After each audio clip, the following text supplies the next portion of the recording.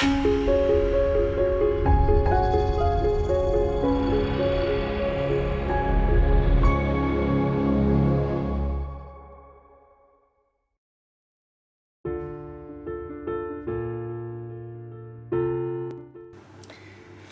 cette deuxième partie, nous allons travailler à partir des fonds que nous avons obtenus et d'un fond que j'ai fait en supplément sur une page d'Art Journal et nous allons travailler directement dessus. Donc, même technique que ce que j'ai fait sur les fonds de page. Je vais d'abord faire ressortir un petit peu cet ensemble à l'aide d'une encre Distress. Donc pour ça, je vais ombrer les bords.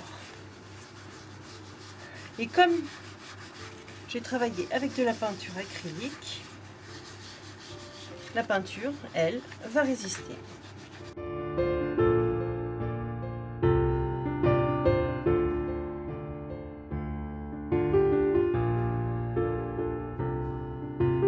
À partir de là, je vais travailler sur les carrés et les divers carrés que j'ai réalisés sur mes fonds précédents. Je vais faire des découpes tout simplement de ces carrés.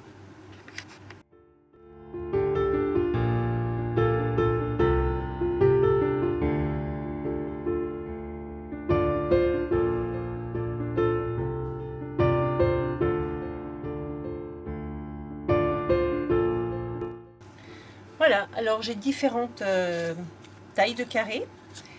L'idée va être de les imbriquer les uns dans les autres, c'est-à-dire que je vais alterner des couleurs. Par exemple, voilà, là on va avoir du vert. Si je mets du vert par-dessus, je vais nécessairement mettre un rose et puis à nouveau un vert.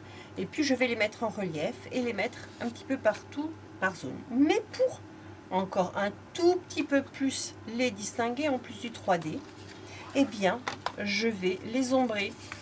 Donc comme je l'ai fait tout à l'heure, puisque là j'étais sur des couleurs chaudes sur le fond d'Art Journal, eh bien mes petits carrés qui sont en couleur chaude, je vais les ombrer en bleu, toujours Broken China. Les couleurs chaudes, les couleurs froides, pardon, je vais du coup utiliser les couleurs que j'ai ici. Donc le jaune aurait tendance un petit peu à écraser, donc je vais utiliser le fuchsia. Et pour ça, le piquet de raspberry est parfait. Donc,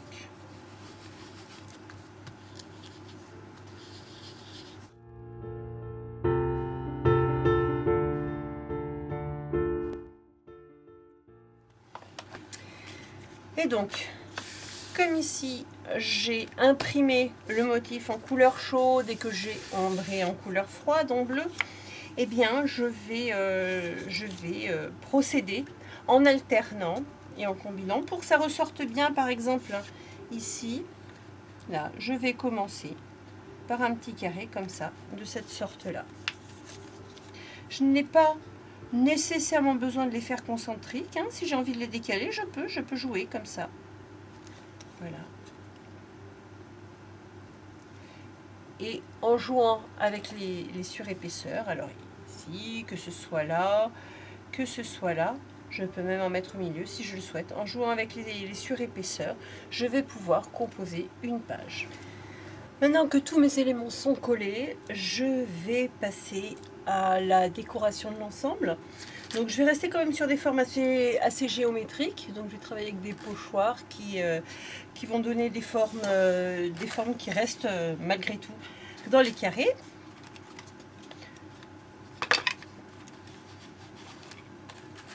Donc là, celui-ci, je vais le placer comme ça pour pas qu'il jure avec nos motifs, avec la disposition de nos motifs. Pour le moment, je reste dans la continuité de notre motif qui est le carré. Donc,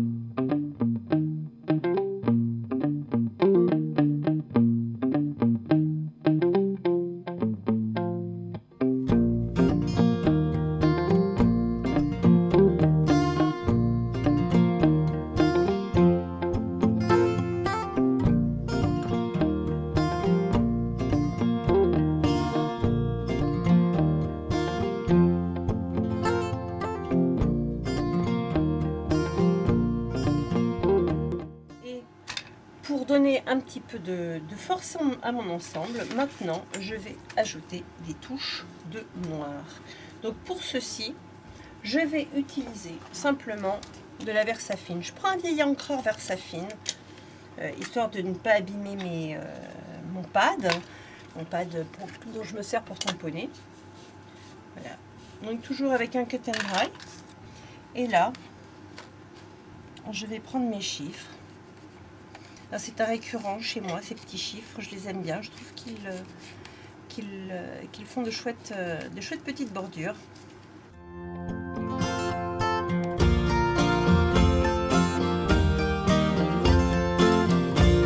Et maintenant, je vais souligner l'encadrement de mes carrés.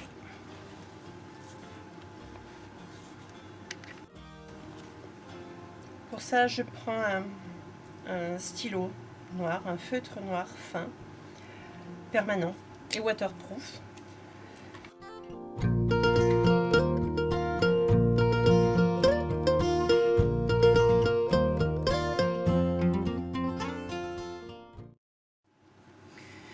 J'aime bien continuer en faisant des petits zigouigouis comme ça, comme si j'avais écrit, mais c'est de la fausse écriture.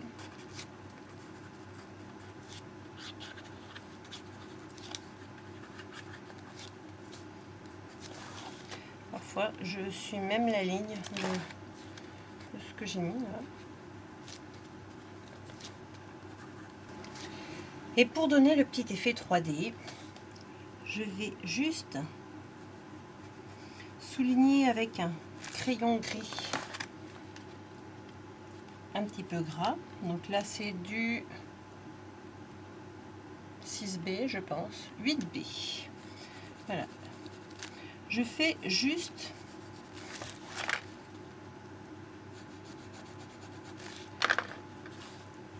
de côté, à droite et en dessous. Et pour chaque carré, je vais faire exactement la même chose. Voilà, une fois tous mes contours faits, on a vraiment une impression de profondeur et de cubes qui se superposent, voire même d'être dans une sorte de labyrinthe.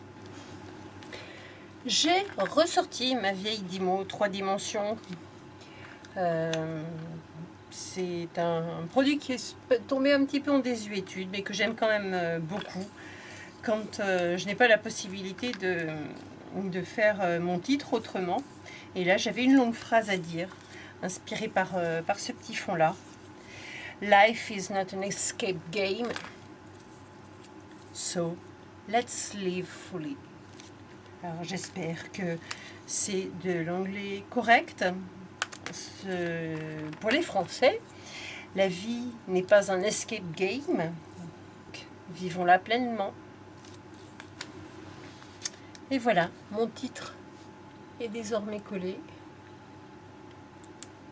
Et j'ai mes petits carrés. Et mon petit labyrinthe, mon petit escape game. À très bientôt!